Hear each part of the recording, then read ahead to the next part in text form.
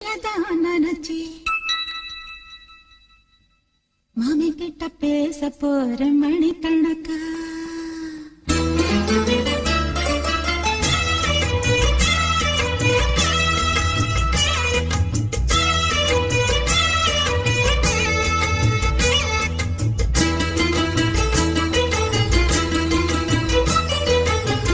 புது வளையல அரைச்சி